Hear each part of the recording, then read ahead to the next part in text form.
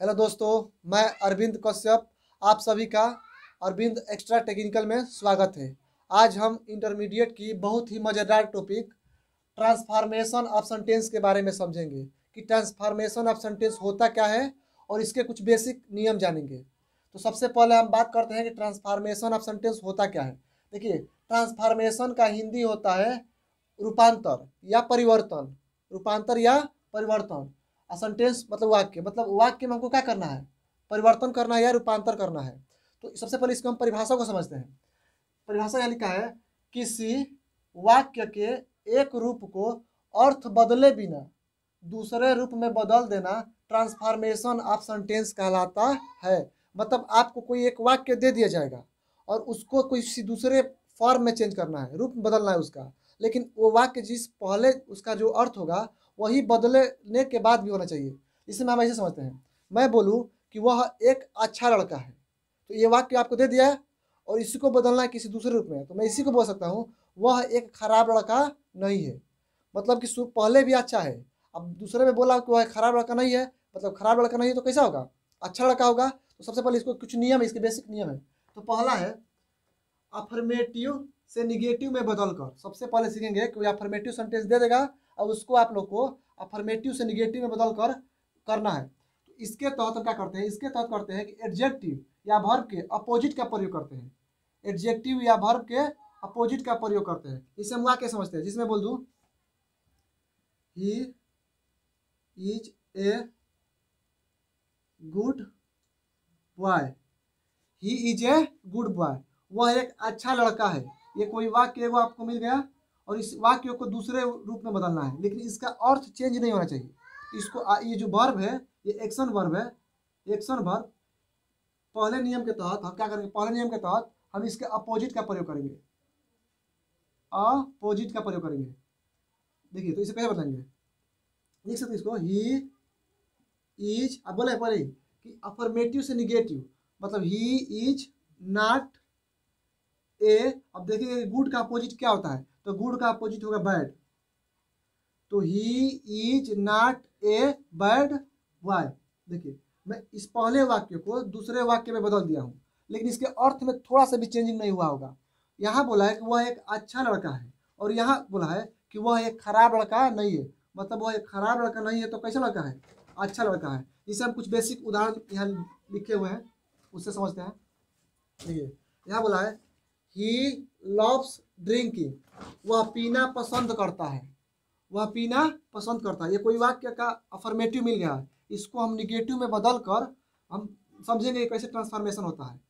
तो he loves drinking, सबसे देखेंगे किस सेंटेंस में है, तो लव्स एस लगा है तो ये प्रेजेंट इंडिफिनिट टेंस में है। तो इसको चेंज करेंगे तो ही निगेटिव में चेंज करना है। पहले क्या है, अफर्मेटिव से निगेटिव में बदलना है। ही प्रेजेंट इंडिफिनिट है तो ही डज लग जाएगा, ही डज नॉट।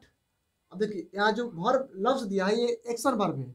हम लिखवाए हैं कि एक्शन वर्ब का हमको अपोजिट लेना है। एक्शन वर्ब का अपोजिट, तो एक्शन वर्ब देखेंगे लव है, तो लव का अपोजिट क्या होता है, हेट।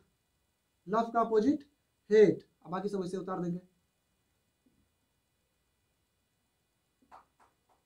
ठीक इसी प्रकार दूसरा है सी इज ए ब्यूटीफुल गर्ल्स, वह लड़की सुंदर है, वह एक लड़की सुंदर है।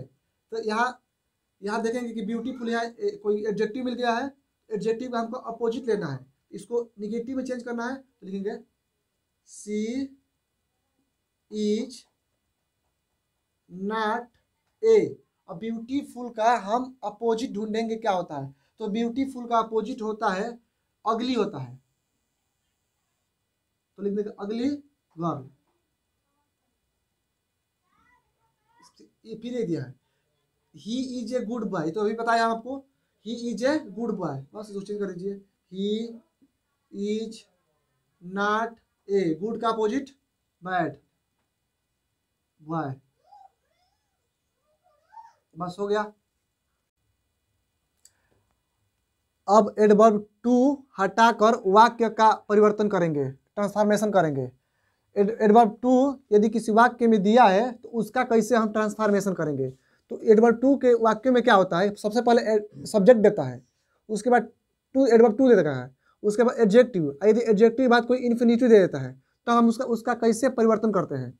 देखिए तो इसे यहाँ दिया है he is too weak to move, यहाँ कोई सब्जेक्ट दे दिया है, यहाँ एडवर्ब टू दे दिया है, कोई एडजेक्टिव फिर दे दिया है, उसके बाद इन्फिनिटिव दे दिया है। तो इसको हम कैसे बदलेंगे, इसको बदलने के लिए ये ही का ही हम छोड़ देते हैं, ईच का हम ईच छोड़ देते हैं और इस टू को हम सो में बदल देते हैं, इस एडवर्ब टू को सो में बदल देते हैं, ये सो हो जाएगा। उसके बाद वीक, और अभी इस इन्फिनिटिव टू, जो इन्फिनिटिव वाला है टू, इसको हम क्या करेंगे कि दैट में बदल देंगे, दैट। अब इस पहले क्लॉज में हम देखेंगे कि सब्जेक्ट क्या है, इस सब्जेक्ट के अनुसार यहाँ हम कोई सब्जेक्ट लेंगे, तो यहाँ ही है तो यहाँ भी हम क्या ले रहे हैं, ही। और हम बताए हैं कि अभी अफर्मेटिव से निगेटिव में बदल रहे हैं, तो इसके लिए यहाँ ये अफर्मेटिव में है, इसको निगेटिव बदलेंगे। तो इस वाक्य के अनुसार यदि ये प्रेजेंट में होगा तो यहाँ कैन लेंगे, यदि ये पास्ट में होगा तो यहाँ कुड लेंगे। लेकिन देख रहे हैं सिंपल प्रेजेंट में है तो यहाँ क्या कर रहे हैं कि हम कैन ले रहे हैं, क्योंकि सिंपल प्रेजेंट में है, और कैन के बाद नॉट का प्रयोग करेंगे, क्योंकि अफर्मेटिव से अभी निगेटिव में बदलने का नियम पढ़ रहे हैं। ही कैन नॉट, जो है बचा है उसको उतार देंगे। देखिए यहाँ बोला कि वह जाने के लिए अत्यधिक कमजोर है, वह जाने के लिए अत्यधिक कमजोर है, इस टू का मतलब मैक्सिमम अत्यधिक दिखाता है। इसको बदले हैं, इसको वह इतना कमजोर है कि, वह इतना कमजोर है कि वह जा नहीं सकता, यानी कि वह यहाँ बोला कि वह जाने के लिए अत्यधिक कमजोर है, और यहाँ बोला कि वह इतना कमजोर है कि जा नहीं सकता, मतलब इसके अर्थ में कोई भी परिवर्तन नहीं हुआ है। इस प्रकार हम दूसरे एग्जाम्पल को समझते हैं। तो यहाँ का क्या है, यहाँ दिया he is too old, he is too old to work hard, वह कठिन परिश्रम करने के लिए अत्यधिक बूढ़ा है। इसको पहले बताए हैं, ही इज टू को किसे बदल देंगे, सो में, ओल्ड इस टू को बदल देंगे हम दैट में, और इस सब्जेक्ट के अनुसार इस पहले क्लास के सब्जेक्ट के अनुसार यहाँ कोई सब्जेक्ट रख देंगे। यदि ये प्रेजेंट में होगा तो यहाँ कैन लगाएंगे, इसके बाद नॉट लगा देंगे, बाकी सब उसे उतार देंगे। देखिए यहाँ पर वह कठिन परिश्रम करने के लिए अत्यधिक बूढ़ा है, और इसको जब बदले हम ट्रांसफॉर्मेशन इसका किया है तो यहाँ होगा वह इतना बूढ़ा है कि वह कठिन परिश्रम नहीं कर सकता, और दोनों के अर्थ में कोई भी परिवर्तन नहीं हुआ है, लेकिन रूप बदल गया है, फॉर्म बदल गया है। ठीक इस प्रकार ये दिया है, I am too busy to attend the function, मैं फंक्शन को अटेंड करने के लिए अत्यधिक बिजी हूँ। इसको बनाएंगे आई एम, इस एडवर्ब टू को बदल देंगे सो में, बिजी, इस इन्फिनिटिव टू को बदलेंगे दैट में। इसके बाद इसमें सब्जेक्ट क्या है, आई है, तो यहाँ भी लिख देंगे आई। ये प्रेजेंट में है, इसको कैन नॉट अटेंड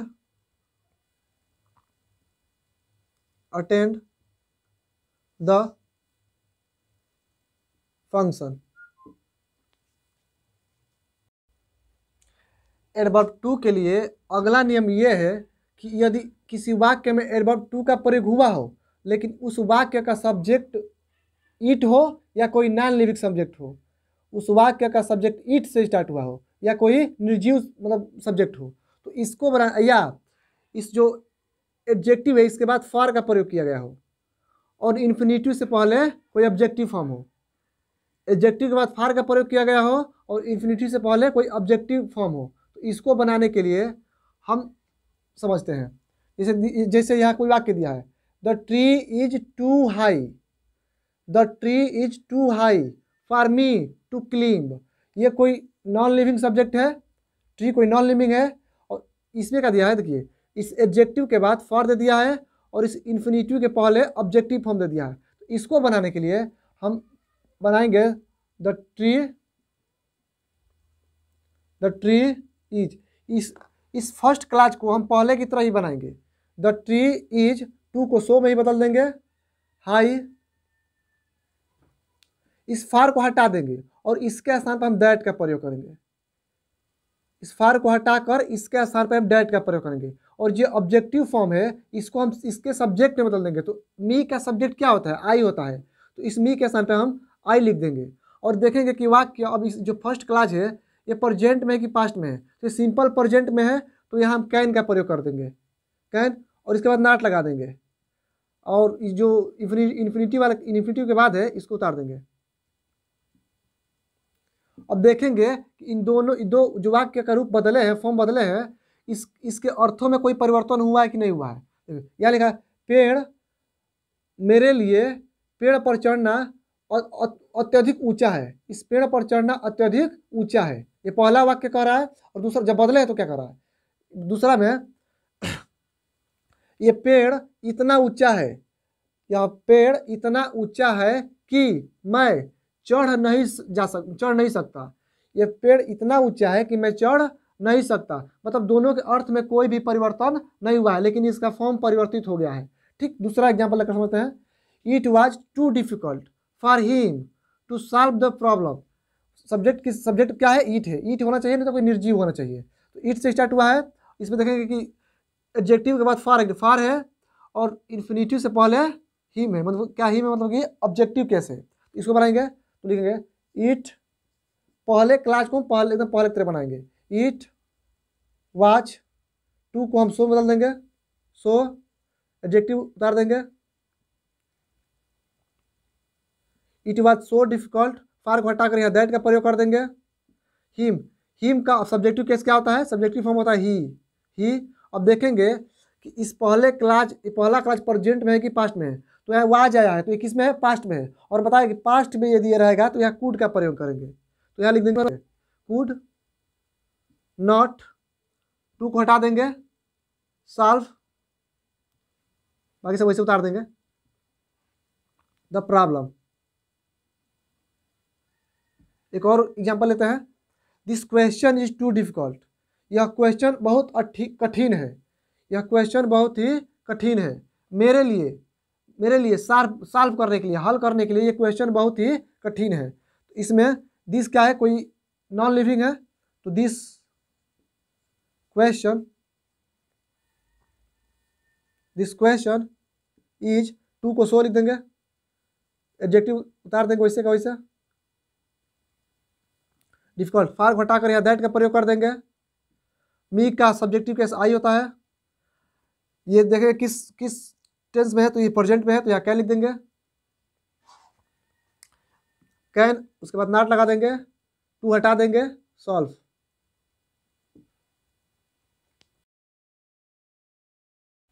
अगला नियम यह कहता है कि यदि टू से प्रारंभ होने वाला वाक्य पैसिव में है, यदि टू से प्रारंभ होने वाला वाक्य पैसिव में है तो उसका ट्रांसफॉर्मेशन भी पैसिव में होगा। इसको हम एग्जाम्पल से समझते हैं। जैसे यहाँ दिया है the house is too costly to be purchase, मतलब ये पैसिव में है, बी आ गया तो किसमें है, ये पैसिव में है। इसको जब हम बदलेंगे ना, ट्रांसफॉर्मेशन इसका करेंगे तो वो भी किसमें होगा, पैसिव में होगा। इसे बना रहे द हाउस इज, टू को सो में लिख देंगे, सो, एडजेक्टिव उतार देंगे वैसे ही,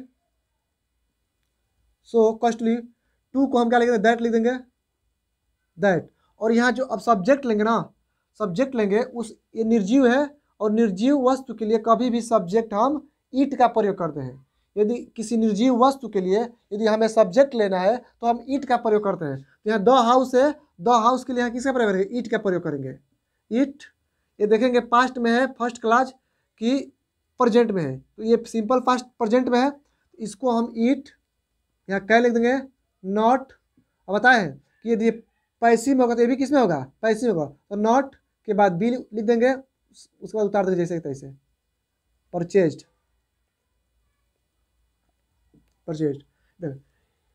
घर खरीदने के लिए अत्यधिक कॉस्टली है, कीमती है। इसको हम बदले हैं, यह घर इतना कॉस्टली है कि खरीदा नहीं जा सकता है। यह घर इतना कॉस्टली है, कीमती है कि खरीदा नहीं जा सकता है। मतलब दोनों के अर्थ में कोई भी परिवर्तन नहीं हुआ है, लेकिन इन दोनों का रूप बदल गया है। दूसरा एग्जाम्पल लेते हैं, दिया the book is too difficult to be read, मतलब ये पैसिव में है, ये भी किसमें है, पैसिव में है। The book is too difficult to be read, इसका ट्रांसफॉर्मेशन भी पैसिव में होगा, तो द बुक इज, टू को सो में, सो एडजेक्टिव लिख देंगे वैसे ही। डिफिकल्ट, टू को हटाकर यहाँ दैट का प्रयोग करेंगे। बुक निर्जीव है, नॉन लिविंग है, नॉन लिविंग के लिए हम सब्जेक्ट ईट का प्रयोग करते हैं, ईट। अब देखेंगे कि ये किस में है, तो ये प्रेजेंट में है, तो ईट के बाद कैन लगा देंगे, कैन नॉट। ये पैसिव में, तो ये भी किस में होगा, पैसिव में होगा, बी रीड। अभी तक के नियमों में क्या होता था कि एडजेक्टिव के बाद इन्फिनिटिव आता था या कुछ ना कुछ आता था। यदि एडजेक्टिव के बाद इन्फिनिटिव का प्रयोग न हुआ हो तब हम कैसे उसका ट्रांसफॉर्मेशन करेंगे। यदि एडजेक्टिव के बाद इन्फिनिटिव का प्रयोग न हुआ हो तब हम वाक्यों का कैसे ट्रांसफॉर्मेशन करेंगे। जैसे में he is too weak, he is too weak, वह अत्यधिक कमजोर है। इसके बाद इन्फिनिटिव नहीं आया है तो इसका हम ट्रांसफॉर्मेशन कैसे करेंगे। तो इसको ट्रांसफॉर्मेशन करने के लिए सब्जेक्ट को इसे लिख देंगे, ही इज, और ये एडवर्ब और ये जो एडजेक्टिव है इसको हम कंपैरेटिव डिग्री में बदल देंगे।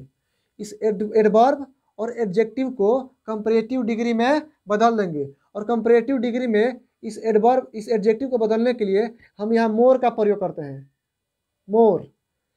इस एडजेक्टिव को कंपैरेटिव डिग्री में बदलने के लिए यहाँ मोर का प्रयोग करते हैं, मोर।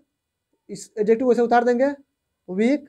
इस एडजेक्टिव के बाद हम हमेशा देन का प्रयोग करेंगे, देन।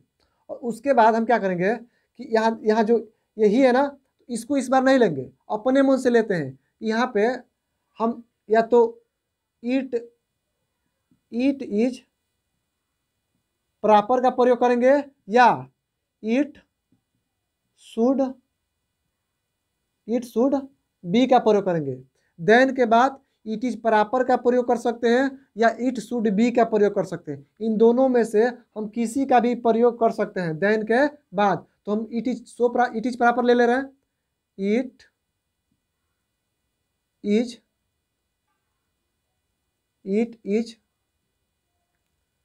प्रॉपर। दूसरा समझते हैं, it is too shocking, it is too shocking. Shocking के बाद मतलब इस एडजेक्टिव के बाद इन्फिनिटिव का प्रयोग नहीं हुआ है, तो इसको भी वैसे बदलेंगे, इट इज। अब यहाँ टू को सो में नहीं बदलेंगे, यहाँ मोर में बदलेंगे, मोर शॉकिंग। एडजेक्टिव वैसे उतार देंगे और इस एडजेक्टिव के बाद हम देन का प्रयोग करेंगे, देन। यहाँ पे देन के बाद हम इट इज प्रॉपर या इट शुड बी का प्रयोग करेंगे, इट इज प्रॉपर या इट शुड बी। तो हम इट शुड बी लिख दे रहे हैं, इट शुड बी। इस प्रकार से एडवर्ब टू का जितने भी नियम है करता हूँ कि ये वीडियो आप लोग को बहुत ही अच्छा लगा होगा और आगे मैं ऐसे ही वीडियो लाते रहूँगा।